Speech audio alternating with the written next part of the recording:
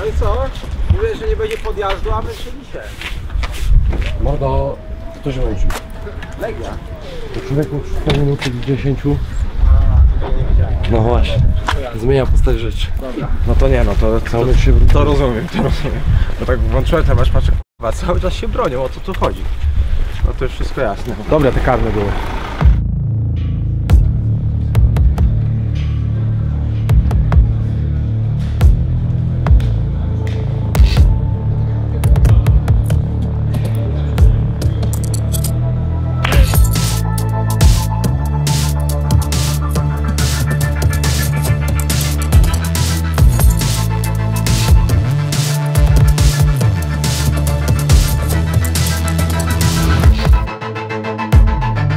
Wrzosek? Nie, powiem tak, jedyne co szanuję go, że przestał szlugi jarać teraz przed tym narodowym i alkohol ograniczył, ale jeszcze wczoraj widziałem, że chodził, także ja nie wiem, dobra. Ale to było śmieszne, naprawdę. To był poziom.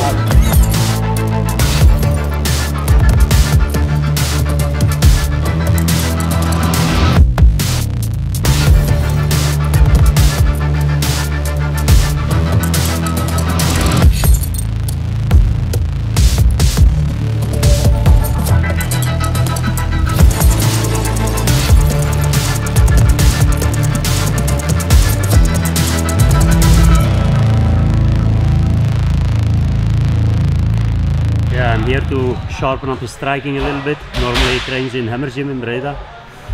And yeah, now I'm here to help him this week. I think his striking is sharp, his kicking is good. I think everything is going according to plan. Stoica is an experienced striker also, so he has some dangerous points, so he has to be careful, but I think it's a perfect fight for Arek. I think Arek has the advantage because he had a few MMA fights already. He's used to the cage, so I think the advantage is for Arek. I win the first one with Adesanya, second one I lose, but it was a substitute fight like in 1 week or something. But Adesanya, it's nice to see how his career evolved, how he evolves every time. So it's like a nice icon for the sport. So nothing but good about him. Next week he's coming to Breda, and then we finish off the camp there. He's gonna sharpen up his striking more there, so it's gonna be good. And then come back to Poland and fight in his home national stadium. I think it's like a dream for him, so it looks good. Pomarkuj trochę, postrasz, bo on będzie aktywny na to zgaszenie. Niska łydeczka też tam wchodzi. Tak jest.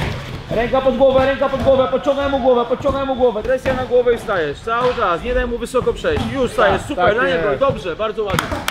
17 sekund bije Żaro, na niego, nisko biodra, połóż biodra, tak, 10 sekund bijesz, bije Żaro, nic więcej, tylko bij, czas! Dzisiaj jestem na treningu profilaktycznie, pooglądać sobie chłopaków jak sparują. Na razie jeszcze nie sparuję. Nie, że mi coś się stało po walce, tylko gdzieś tam trochę dostałem też w głowę i nie chcę, żeby to się dalej odkładało. No ale właśnie już z Arkiem będziemy jechać do Holandii, chcę tam sobie sprawdzić jak to w innych klubach jest, żeby też tego innego doświadczenia złapać. Też oczywiście w jakiś sposób pomóc Arkowi. No, oczywiście, że bardziej w zapasach niż w stójce, no bo tak naprawdę to Arek mógłby czegoś mnie nauczyć w stójce, a nie jego, tak? Wiesz co, ja supluję w brodę, że tak mi poszło niestety moje 2 ostatnie walki, bo może bym mógł choć odrobinę pomyśleć o tym narodowym, no ale niestety, no. Taki jest sport ciężki, po prostu trzeba brać się w garść, jeszcze bardziej ciężej trenować. Myślę, że będzie lepiej, na pewno będzie lepiej. Dzisiaj trafiliśmy rano na sesję sparingową. Zrobiłem kilka rundek stójkowych z Filipem. Filip przyjechał do mnie z Belgii, ale trenuje w Holandii. U Nika Hemmersa trenował, bo teraz jest trenerem. Zrobiłem z nim parę rundek stójki. Z Dubielą zrobiłem rundkę MMA jedną. Także no, z 6 rund 5-minutowych. Na koniec jeszcze taka tarczo-runda sparingowa z Filipem. Takie pierwsze moje mocne sparingi w zasadzie. Tyle rund, bo wcześniej tylko po 1-2 rundki w trening sobie wdrażaliśmy. Wyjazd do Holandii w weekend. Tam będę główne sparingi odbywał. Ja ogólnie nie lubię dużo sparować podczas przygotowań. 3 tygodnie mi wystarczy, żeby się nie wystrzelać ze wszystkich pomysłów. Filip Verlinen, jakby zajrzeć w jego rekord, to tam jest o wiele więcej nazwisk pokroju Adesani. Naprawdę walczył z najlepszymi na świecie całą karierę. Też walczył, jest ciekawym zawodnikiem, walczył w 3 kategoriach wagowych. W ciężkiej walczył chociażby z Remim Boniackim, w 9-5 walczył w 8-5. Jest bardzo ciekawym zawodnikiem, bardzo dużo walk stoczył. Ma bardzo fajny styl, znał Adesanię. już przegrał z nim później rewanż. No, bardzo doświadczony zawodnik, bardzo dużo wiedzy, do tego też jest trenerem. Bardzo fajnie, że przyjechał mi pomagać. Od takiego zawodnika można się bardzo, bardzo wiele nauczyć.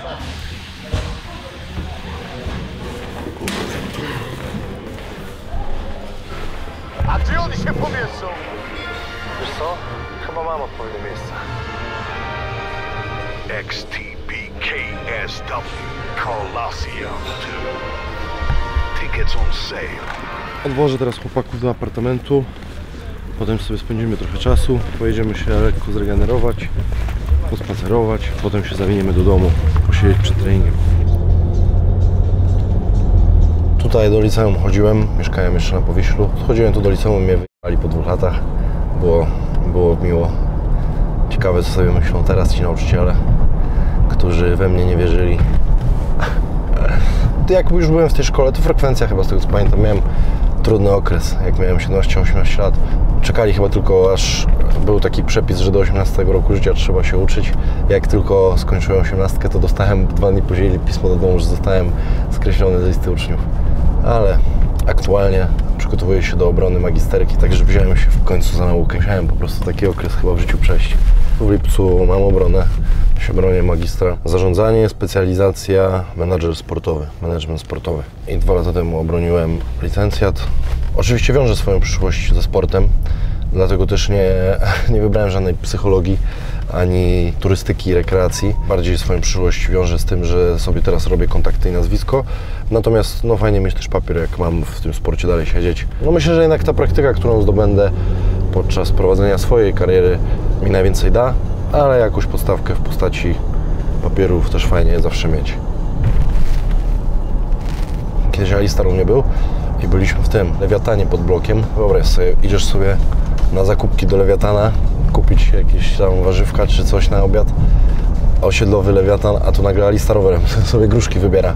What are you doing here, man? What am I doing here? Well, surprise. Surprise, I jakiś gościu do niego mówi, tak stał bokiem i po angielsku powiedział, że zaśmiał się. Wyglądasz jak taki zawodnik, Alistar rowerem. Alistar się odwraca, like who? Gościu się prawie popłakał, wiesz. Co ty tu robisz? Ojeju, kurde, Alistar rowerem w moim osiedlowym Lewiatanie. No i oczywiście zrobili sobie zdjęcie i mówi, że tam od 14 lat ogląda wszystkie gale Bellatora i UFC co tydzień, że jest wielkim fanem. A ja tak stoję z boku cały czas. To było niedawno całkiem. I zapytałem się go, KSW czasem oglądasz? Nie, KSW to nie.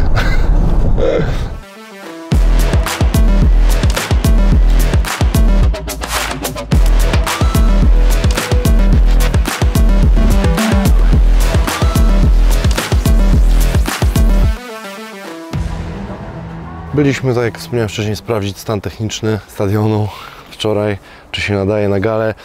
Mecz był dziwny, znaczy dziwne uczucia, no bo tak naprawdę no już od początku każdy czekał, nie było się co oszukiwać. No Raków jest mocną drużyną, każdy tutaj z kibiców czekał, aż Legia straci pierwszą bramkę, ewentualnie 2 i będzie można wyjść wcześniej i kontynuować swoje obowiązki, no bo ja wczoraj po meczu jeszcze miałem trening i liczyłem właśnie, że gdzieś wyjdę w połowie drugiej połowy, gdzie już raczej będzie klarowna sytuacja. Tak ten mecz się ułożył, że emocje były gdzieś do samego końca, no i potem karne. Pokazali piłkarze charakter. To jest nasze takie hasło legijne do końca. Tak się walczy do końca, jak oni wczoraj powalczyli. No bo od 6 minuty grali w 10 i cały mecz się tak naprawdę bronili. Nie mogli z przodu pograć piłką, bo nie było komu. Fajne emocje. Mówię, jeszcze sobie popatrzyłem na ten stadion przed samą walką, miesiąc. Trochę się podkręciłem. Było spoko. Wczoraj było 44 000 kibiców na stadionie. Na to, co mogło być, to był full. Bo wiadomo, że tam jeszcze jakieś te strefy buforowe były, czyli trochę tych trybun było wyłączonych. No i było i tak od groma ludzi. Wyglądało to bardzo poważnie, a na tą chwilę już jest sprzedanych prawie tyle samo biletów, ile wczoraj było ludzi na stadionie, także będzie jeszcze lepiej, to jest coś niesamowitego. Dużo też osób mnie o to pytało, jak przy takiej publiczności będę się czuł. No, wydaje mi się, że w samej walce tego nie będzie słychać ani widać. Wyjdę pewnie do klatki, zaślepki na oczy, nie będę nic słyszał i widział, jeśli chodzi o trybuny, no ale po walce na pewno z tego skorzystam, uczucia. Będzie grubo, na pewno. No na tą chwilę, tak jak już wcześniej wspominałem, poszło mi już lekko ponad 3000 biletów na te sektory, które dostałem. No miesiąc do gali dzisiaj, także jeszcze coś na pewno dojdzie. Trochę ta sprzedaż na pewno też była wstrzymana przez Puchar Polski, bo każdy na tym się skupiał. No myślę, że będzie dużo ludzi. Też wczoraj sobie zobaczyłem na żywo, jak wyglądają te sektory, które już zapełniliśmy. i robi wrażenie. Tu na środku 2 razy już miałem możliwość, nawet 3 wystąpić, bo jeszcze za czasów walk w Fenie raz wychodziłem do kibiców, no ale 2 razy miałem face to face na stadionie Legii. Myślę, że no chyba dla kibica Legii no to nie ma, jeszcze tylko mogłoby to przebić zawalczenie na tym stadionie. Myślę, że takie wyjście do kibiców i stare z przeciwnikiem tu na środku podczas meczu to jest coś niesamowitego i naprawdę życzyłbym każdemu tutaj z tego środowiska, żeby mógł przeżyć to chociaż raz, a ja już miałem okazję 3. I nie zwracam uwagi, czy jest 1000 osób, czy 50 000, bo tak po prostu tego nie czuć. Bo to jest, wiesz, to nie jest mecz, że tam wychodzisz sobie i gracie sobie w piłkę. Wiadomo, że też jest jakiś stres, no ale nie taki, że ktoś ci zaraz może łeb urwać. A tu to jest jednak inna adrenalina. Oni grają co tydzień, ja mam walkę co 2-3 razy w roku czasami. No to też u nich się inaczej ten stres rozkłada. A trenujesz cały czas, nie? Słucham? A trenujesz cały czas? Tak. Jakby. Tylko chodzi o samo to obycie, całą tą walkę, to jakby przeżywanie tej otoczki. Oni wychodzą mecz, grają, nie wiem, mam słabszy dzień, to mnie trener zdejmie i tyle. A tutaj jak mam słabszy dzień, to w szpitalu skończyć i to jest ta świadomość zawsze, nie? To dodaje trochę więcej adrenaliny. No tutaj bramkę stracę, przegramy, za tydzień wygramy. No tak, ale stracisz bramkę, a zaraz strzelisz 2. No na przykład. A tutaj jak stracisz bramkę, to już nie wyrównasz. Za pół roku kolejna okazja.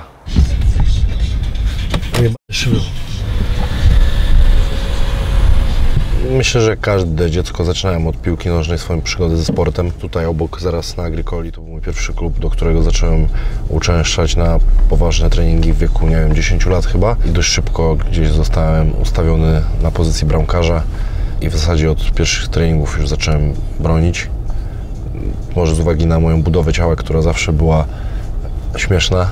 Zawsze miałem długie, chude kończyny i byłem po prostu długi. Miałem różne pseudonimy przez całe dzieciństwo. Byłem nazywany Pająkiem, Ołówkiem.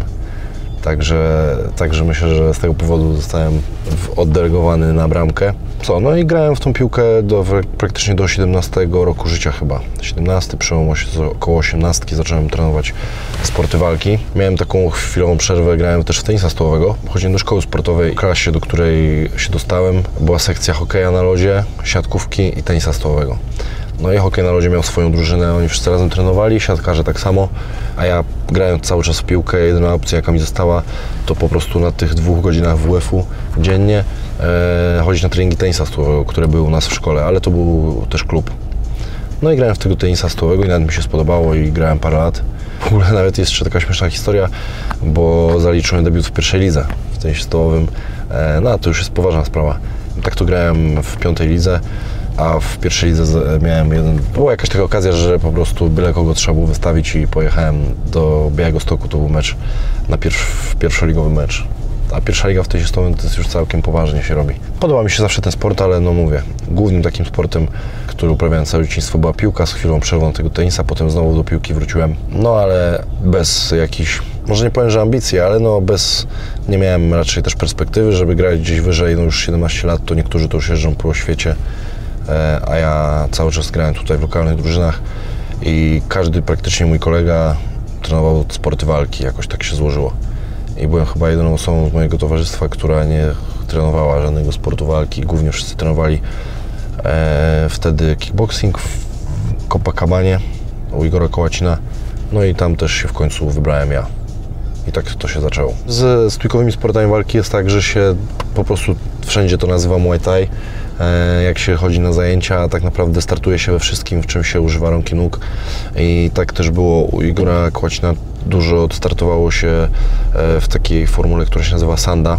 To jest odłam Kung Fu Wushu. W skrócie dla kibica, który nie za bardzo się orientuje, to można powiedzieć, że jest to po prostu kickboxing z obaleniami. Czyli takie połączenie, może nawet nie kickboxingu z zapasami, ale bardziej z judo, bo tam obalenia są na wysoko, rzuty przez biodra, wjazdy po nogi, ale nie dotykając swoimi nogami, parę kolanami maty, czyli takie wszystkie obalenia na wysoko tam się wykonuje właśnie. I przede wszystkim ja na czym się skupiałem od samego początku startowania z uwagi na moje warunki fizyczne, to były obrony tych obaleń. I szło mi to naprawdę nieźle i podobało mi się bronić te obalenia i uważam, że dzięki temu lepiej się odnalazłem na początku moich treningów MMA, treningów, sparingów, Długie mam te nogi, zawsze było ciężko mnie przewrócić, teraz też nie jest łatwo ludziom. Wydaje mi się, że Sanda to jest bardzo dobra baza pod MMA. Cieszę się, że nie przeszedłem z typowego przeszedłem z typowego kickboxingu do MMA. Natomiast cieszę się, że tą bazę Sandy miałem, a naprawdę stoczyłem tam parę dziesiąt, myślę, walk na zasadach Sanda. Było bardzo dużo swojego czasu turniejów w Polsce, było to dość popularne i nawet do Polski przyjeżdżali najlepsi zawodnicy tej dyscypliny na turnieje i z tego, co dzisiaj nawet usłyszałem, to brat Bogdana Stojki w Polsce wygrał Mistrzostwa Europy w Warszawie, w Sandzie. Taka ciekawa historia. Uważam, że tak, Sanda to jest fajna dyscyplina, taka bazowa pod MMA.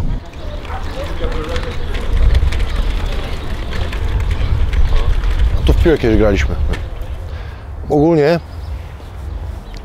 moim zdaniem, strasznie zapuścili to osiedle, nie? Tu kiedyś nie można było parkować. Śmietników takie nie były, stały, kurde, no nie wiem, syf jest moim zdaniem tutaj teraz. Kiedyś było ładniej.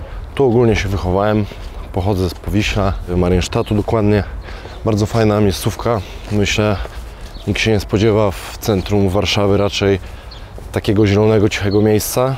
No a jesteśmy praktycznie w samym centrum, pod Starówką. No i tu było fajnie, przyjemnie, ładnie, zawsze dużo się działo dla takiego dzieciaka. Graliśmy dużo, było bardzo dużo zieleni, było gdzie w piłkę pograć, polatać. Także dzieciństwo wspominam fajnie, szkoła była blisko i tak to jakoś wszystko zleciało. Te paręnaście lat pierwsze w Warszawie.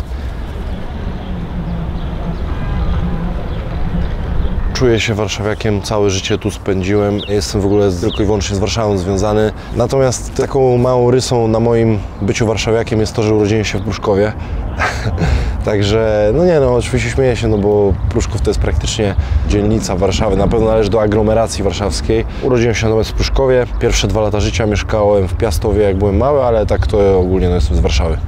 Wszystko się kręci wokół Warszawy. Całe dzieciństwo spędziłem tutaj na Powiślu. To taka anegdotka ciekawa.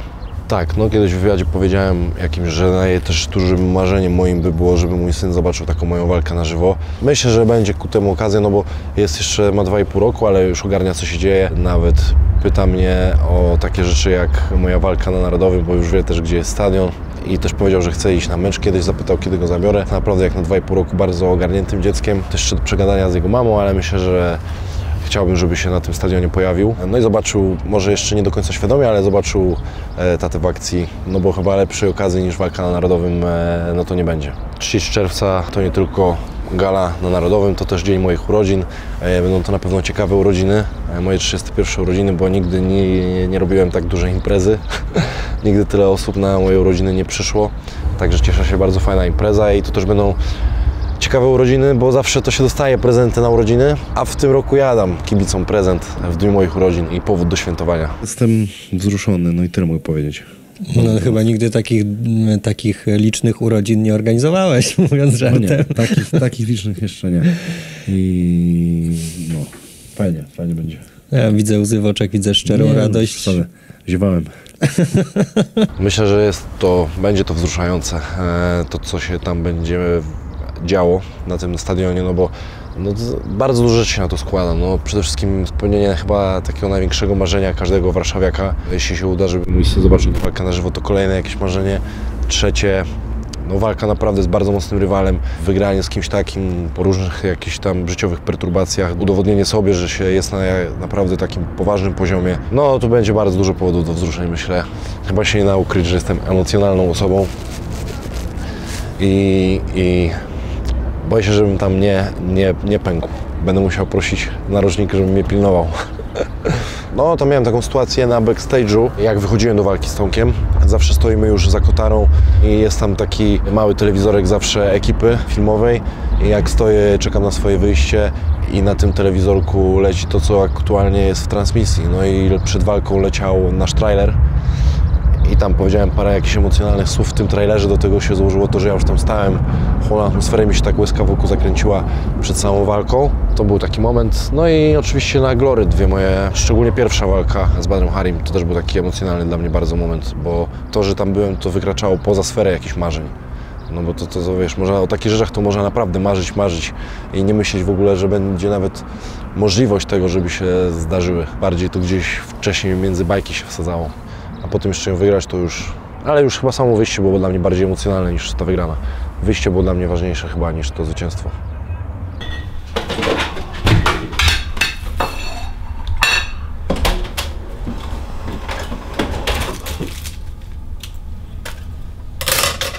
Jesteśmy w domu, 2 godziny do następnego treningu, także jest odpowiedni czas, żeby zjeść.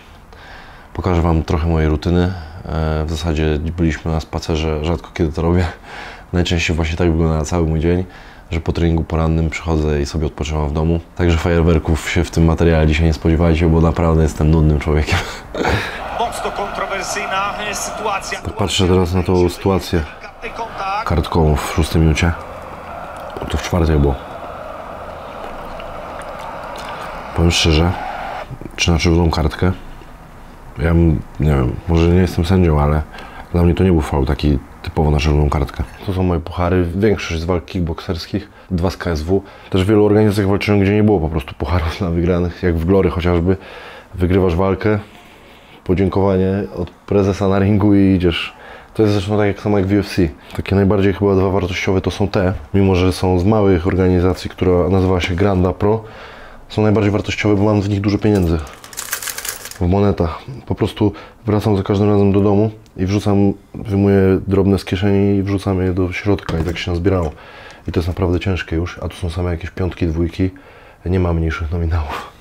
Także jest tego dużo i tutaj to samo. Jeden mi się już przepełnił, to drugi. Zaraz muszę w 3 ładować. Także jeśli chodzi o wartość, to chyba te są najbardziej wartościowe. A jeśli chodzi o niematerialną, chyba te z KSW, z tych co tu stoją oczywiście. Za największe moje sukcesy nie dostałem pucharów. Ale za to mam rękawice z walk i sobie chyba kurwa prawie ramkę. To mój największy skarb. Jechałem na nich z Arizony do Nowej Szkocji. Chyba je kurwa w ramki oprawię. Wiesz, że ja mam czekoladę do każdego posiłku? Normalnie muszę wpierać. Naprawdę. To nie mój wymysł, tylko dietetyk mi tak kazał.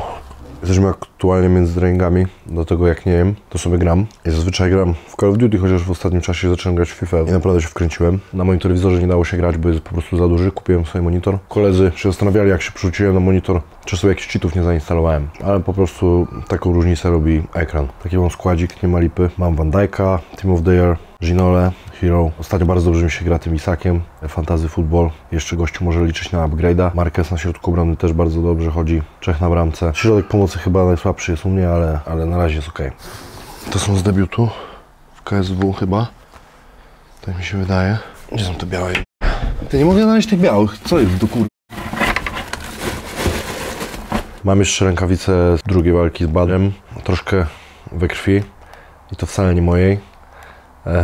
I sobie właśnie gdzieś, tylko nie mogę ich znaleźć, przygotowałem je sobie do obłożenia gdzieś, no bo no co by już nie gadać złego na tą całą sytuację mojego byłego rywala, no całkiem przyjemna pamiątka dla mnie, no bo naprawdę zawodnik, na którego walkach się starałem wzorować. Na pewno te 2 walki dużo zmieniły w moim życiu. Ta cała sytuacja też z Glory, przede wszystkim z osobami, które tą organizacją rządzą, też zmotywowała mnie, pchnęła mnie do przejścia do MMA.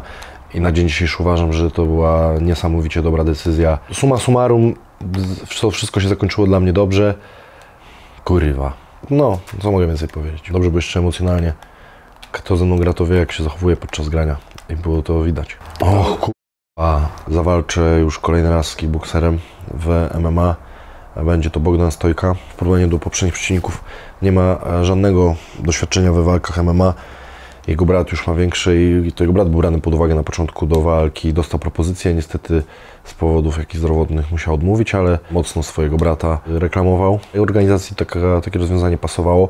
Też no, niestety było bardzo mało czasu na jakiekolwiek szukanie innej alternatywy. Na pewno to jest Stadion Narodowy, to organizacja chciała jakieś naprawdę wow zrobić, no ale było ciężko. No było ciężko znaleźć przeciwnika, dostawali potencjalni moi rywale.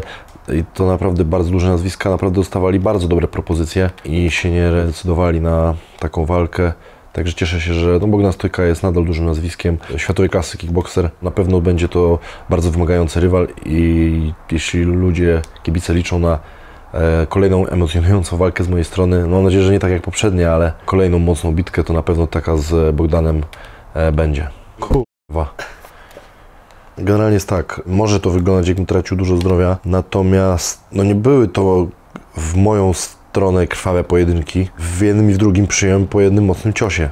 To nie jest tragicznie. Tragicznie to by było, jak ja bym nie padał po tych ciosach, tylko jak ja bym je ustał i dalej przyjmował. To by źle wyglądało. Ale ja wiesz, no w jednej walce przyjąłem jeden mocny cios, w drugiej walce przyjąłem drugi mocny cios. I to są 2 mocne ciosy, żeby naprawdę doprowadzić do stanu, gdzie się jąkasz i zapominasz, co się działo wczoraj. To trzeba takich ciosów, jak na przykład w boksie, przyjmować pod 150 na walkę.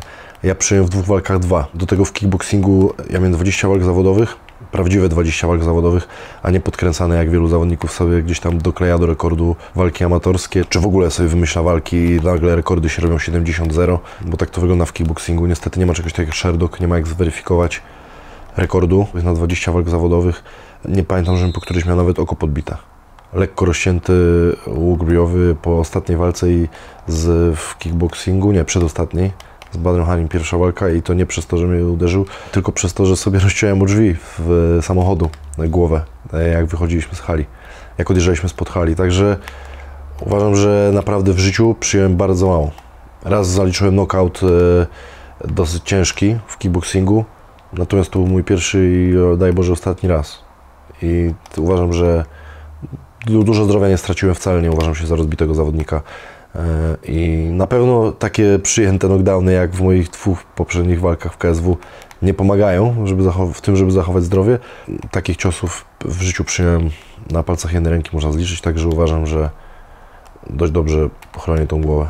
Ja ogólnie nawet w narożniku nie chciałem stać za bardzo u Erola, no bo uznałem, że mi nie wypada, ale też nie wypadało mi odmówić, oni zawsze są ze mną. Mogę taką anegdotkę powiedzieć. Erola debiut w MMA, przepraszam, w KSW, bo to nie było MMA, z Różalem. Oczywiście ja tutaj byłem zaangażowany mocno w tą jego walkę, natomiast nie wyszedłem z nim do narożnika. Oczywiście chcieli chłopaki, żeby wyszedł jak najbardziej, no wręcz ja byłem w tym narożniku wpisany, siedziałem z nim w szatni, ale do samego narożnika nie poszedłem z uwagi na to, że walczył z Różanem, Polakiem i to jeszcze gościem, którego bardzo lubię i szanuję. Nie uważałem, że wypada mi stać w narożniku zagranicznego zawodnika, który ma być przeciwnikiem Polaka. No takie ja mam takie podejście, może ktoś powiedzieć, że dlaczego niby, że to nie ma różnicy, ale no dla mnie była. Zawsze jestem za rodakiem, co by się nie działo, a mimo, że Erol to mój kolega, to powiedziałem po prostu chłopakom, że nie wychodzę z wami do narożnika, bo za bardzo lubię Różala i po prostu nie chcę być jego jakby w tym tutaj przeciwnikiem w takich okolicznościach, gdzie on walczy z Holendrem. No trochę byli zawiedzeni, ale na koniec powiedzieli, że mnie rozumieją i to tyle. A jeśli chodzi o walkę z Tomkiem, to już było trochę inaczej, bo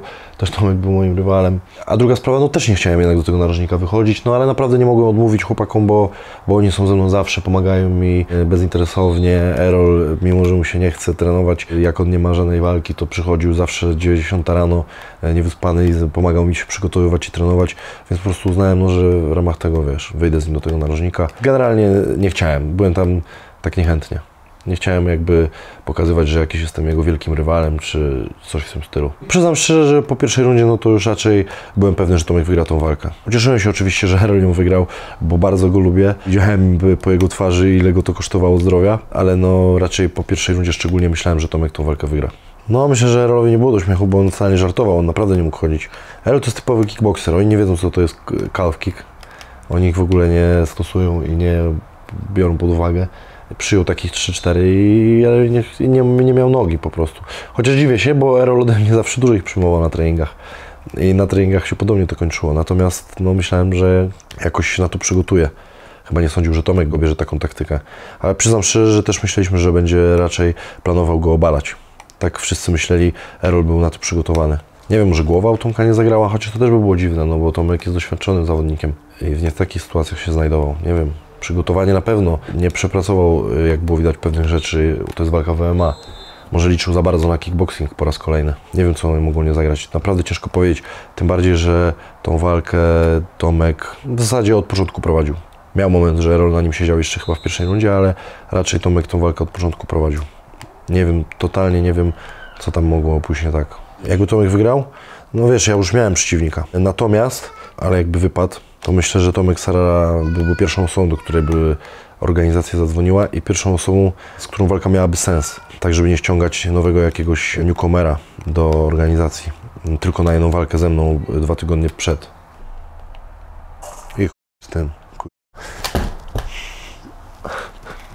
Już się popisywałem. Ale czasem padłem w poduchy. Dobrze, że w poduszki, to chociaż nie jest zniszczony.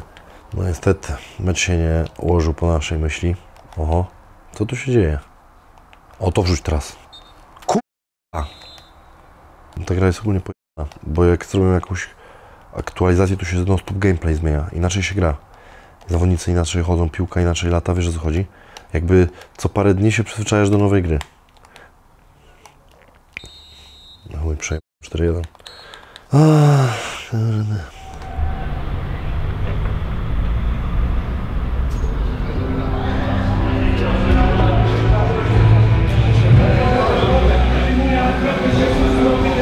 Przygotowanie jak do tej pory bardzo dobrze, trenujemy z Arkiem jak zwykle, bardzo ciężko, tak naprawdę jeżeli chodzi o przygotowania to wiele się nie różnią, no bo zawsze dajemy z siebie 100%. Oczywiście event będzie niesamowity, będzie trochę inaczej to wyglądało, 60 000 ludzi na żywo, wielkie przeżycie, wielkie wydarzenie dla nas, ale jeżeli chodzi o same przygotowania i treningi, no to oczywiście jak zwykle na maksa, na razie żadne kontuzje nam nie dokuczają, wszystko idzie jak należy, także na pewno 3 czerwca będzie mocno. Drugi trening, zaczynamy, były sparingi, teraz drille, trochę obaleń, tyle, zobaczmy co teraz myśli.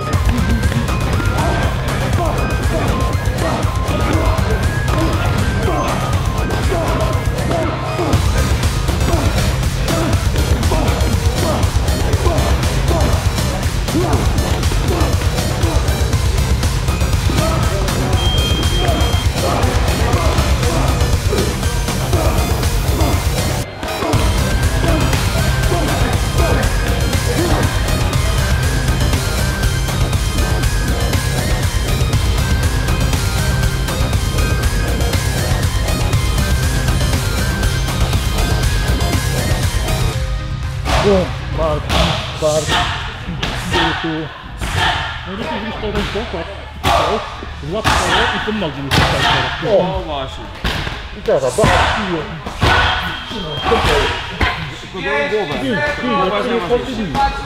Głowa najważniejsza.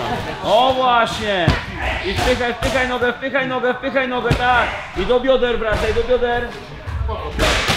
Dobrze. Pamiętaj, że tutaj on się wstaje, bo ty nie odbijesz. Tam jak zaczniesz bić, to jest zupełnie inaczej. Arek Wrzosek jak zawsze pełny zaangażowania w swoich przygotowaniach. Mamy tutaj wsparcie bardzo dobrych zawodników, jest Marek Samociu, jest Chris Mann. Mamy tutaj naprawdę fajną ekipę ciężkich, z którymi może pracować, przygotowywać się do walki.